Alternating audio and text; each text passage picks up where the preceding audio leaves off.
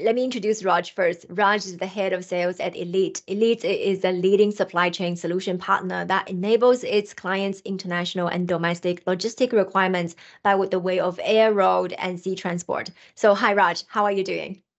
I'm doing very well, Tiffany, and happy to be here. Thanks for having me here. How do you feel after now 1 month in the role?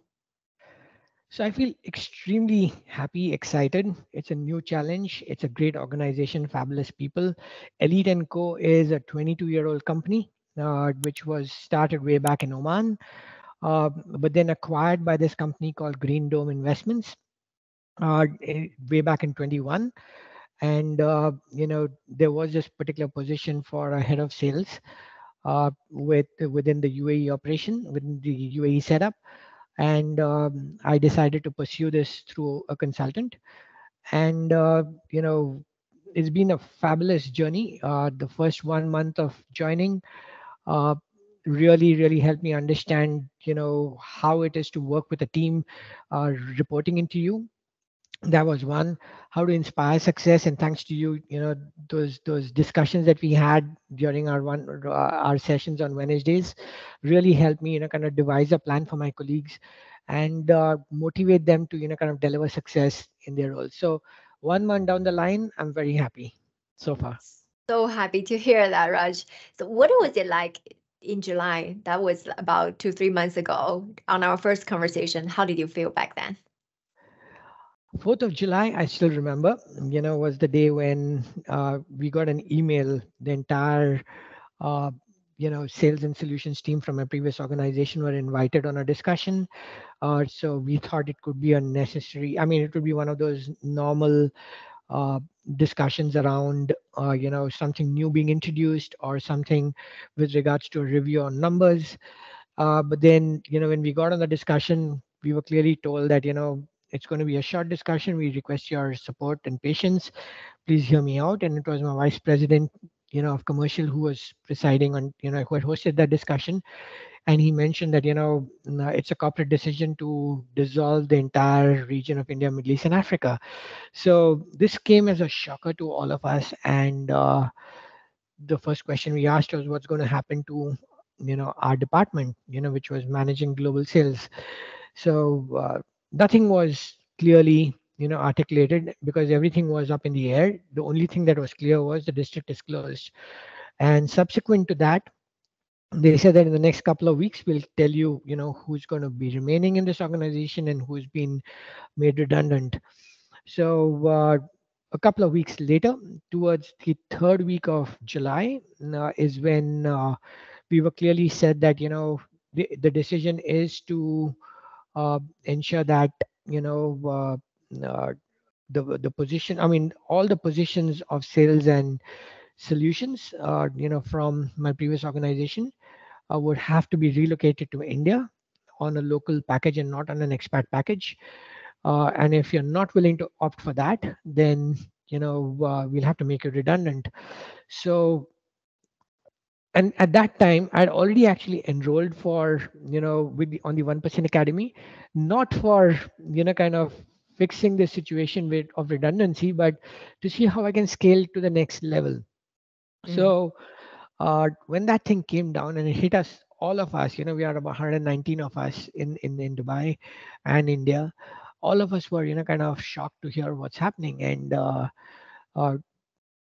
subsequently we had this discussion, I think on Wednesday, one of those discussions. And that really changed the mindset. Was where you had mentioned very clearly, saying that in such a situation you need to have an abundance mindset, and the only way you can do that is think of the current situation in a positive way. Don't think about it that it's happened to you, but it's happening for you.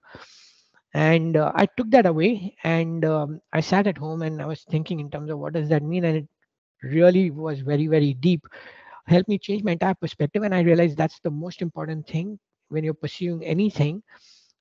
Changing your perspective about your approach and where you want to head really means a lot. So I think uh, I decided that I'll opt for the redundancy package, and kind of pursue opportunities outside and get myself fixed. So 4th of July to the end of July was difficult.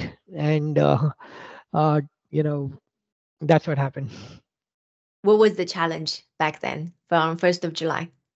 So the challenge was, because I was there for close to 10 years with my previous organization, you know, I would definitely say that, I got used to the ways of that organization, and we looked at that organization from a long term perspective. So when something like this happens, I was obviously scared, irritated, and angry, in terms of why is this happening to me. uh, and if I'm going to, so that was one thing in terms of why did the organization choose to do whatever they chose to do, of dissolving that entire region. uh, and the second thing was that the challenge that I thought was, because I've been in this organization managing a particular portfolio, um, how do I get myself into the market, you know uh, what kind of a CV is really, in today's date and time, my CV is outdated by 10 years. 10 years back, I'd made a CV. I never looked out in the market, and, I had to sit down and pull out the CV from my Gmail, from one of those archive mails, and then try to see, what best I can do to, kind of elaborate on that CV. So make that CV, if it's going to be foolproof, and then also, how do I pitch in with companies? What's the story I need to tell them? So a couple of things, which I learned during our coaching sessions was making an effective cover letter. My CV with 26 years of experience was approximately, I think, about 7 pages long. And the people would, they forget the recruiting company, but the recruiter would go to sleep to, if they try to evaluate my CV. So I redid my CV, uh, try to condense my CV, highlighting my accomplishments, and, in terms of numbers, shared it with the recruiter, had a discussion with him. He posted me with one company. So that was one organization that I went to, which was the current organization. The second company was something that I figured out through my connections. And the third company was through a recruiting company who got me a role which fit my expertise very well. Uh, but they had not really completed the interview process, and they said that, the recruiting organization is based out of Singapore, and they would like to interview me. But I said, I've already got myself a role, and I've said yes to that organization. So principally, it's not fine with me. So, that's what happened.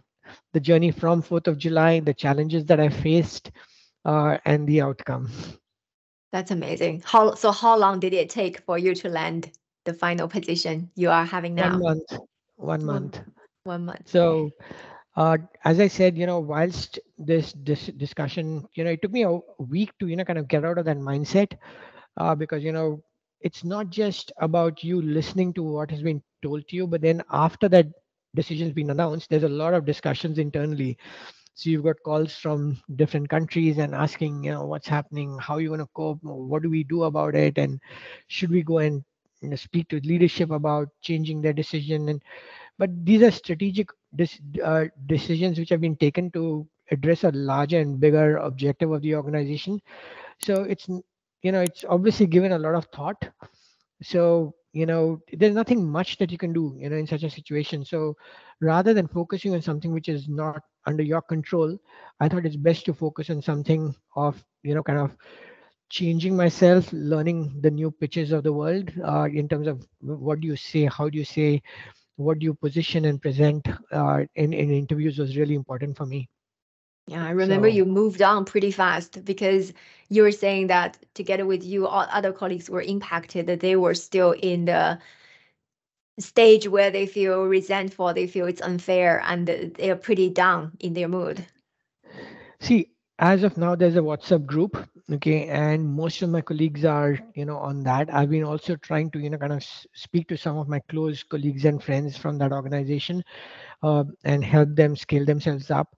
I've spoken to another colleague, who is currently under discussions with the organization, and they're looking at getting him made redundant.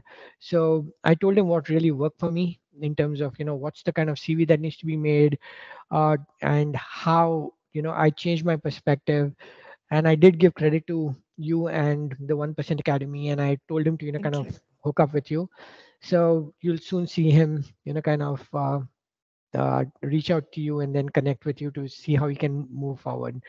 So everyone's really dejected because nobody joins an organization with a short-term perspective in mind, right? Unless you're not a performer. And the district I work for was globally one of the most stellar regions in the world in for that organization. So it had the best team. It had across all functions, and it's sad that we literally built this organization in the region from a scratch, and they had to dismantle it for strategic objectives. But it is what it is, and if I have to think about them, it wouldn't have. I would still be stuck, mentally as in that mindset. So I moved on, got myself this role in this beautiful organization, and here I am. Yeah. Can you share three of your main takeaways from the 1% Academy and our coaching time together? See, the biggest takeaway is, during those discussions that we have where there are other colleagues, in as a part of the group who facing different types of challenges. So it's for you to take a lot, absorb in those discussions to understand what are the challenges they're facing, and your counseling to them, also help me a lot. So that is one takeaway for sure.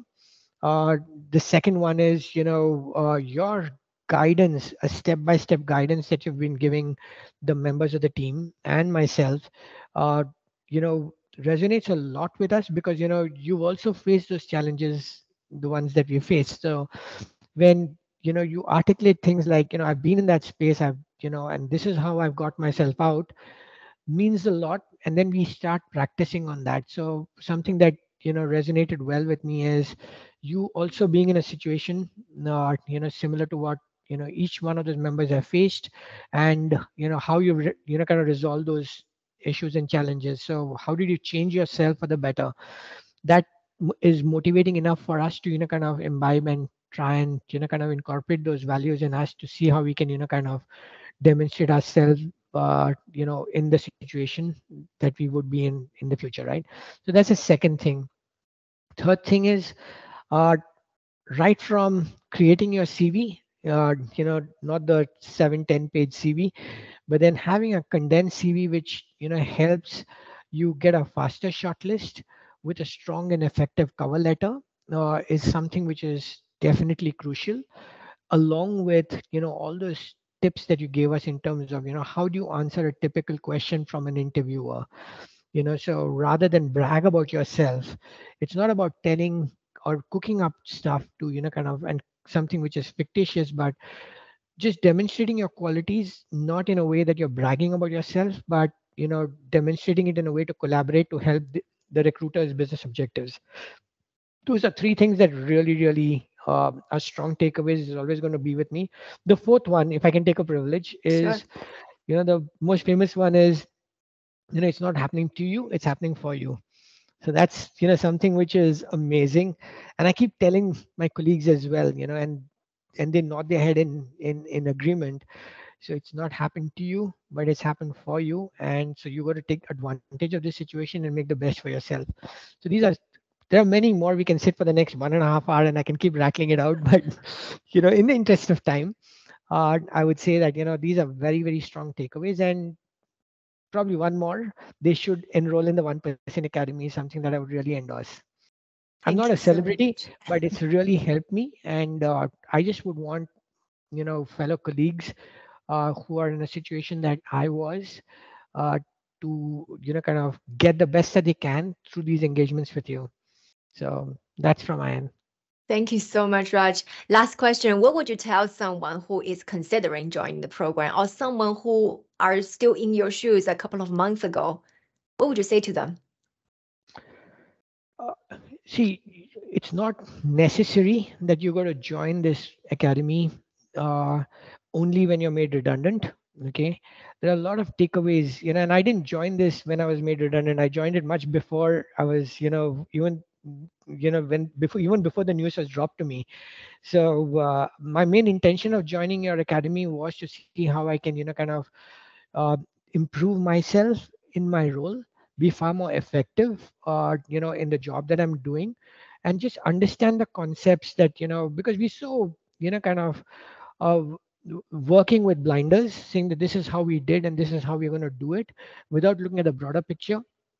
So from that narrative and from that perspective, I would say that, uh, if anybody's keen on improving themselves, I think it's a good stepping stone to, kind of shake hands with you, be a part of this organization and see how they can, kind of move themselves to the next level. And secondly, in case, God forbid, if they are in the situation of redundancy, then they must join, and, kind of listen to, how you can change. Or if you're already a part of the program, then, for me, that's really worked personally, is having a positive mindset and changing that mindset of saying that, you are impacted.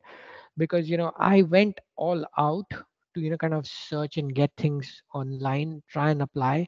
But when that was not working through LinkedIn, then I started networking aggressively to see how I can, kind of get some openings for myself. And the word spread far and wide that, I'm looking out. And then potentially what I got was results from recruitment companies. So I got one of the three interviews that I, positioned myself for. Two were through recruiters and one was through network connections. So I would really say that, meet as many recruiters as possible. Try and, kind of demonstrate, what you can do for those prospective organizations. Put yourself out there and learn concepts from here and then implement it in your real life programs, or real life situations. So Thank you that's so what I much would for say. sharing that. Is there anything else you want to say in the last takeaway? I haven't been attending the program because, it's a new job. It's 1 month, and uh, it's difficult for me to, kind of, because the timings are such that, it's during working hours. But I will make it, you know, uh, at least once a month. I'll, kind of note down whatever I need in terms of help and support to scale myself up here. So I will, kind of be a part of the program at least once a month now We'll on be a more than basis. happy to see you more often as well, coming back to the program and coming back to our coaching calls. All right. Thank you so much, Raj. And for any one of you who want to apply for the 1% Academy program, you can go to inspiremyday.org/apply. And I will see you there on our strategy calls. You will book a strategy calls with me or my team. So I will see you on the call. Thank you for watching.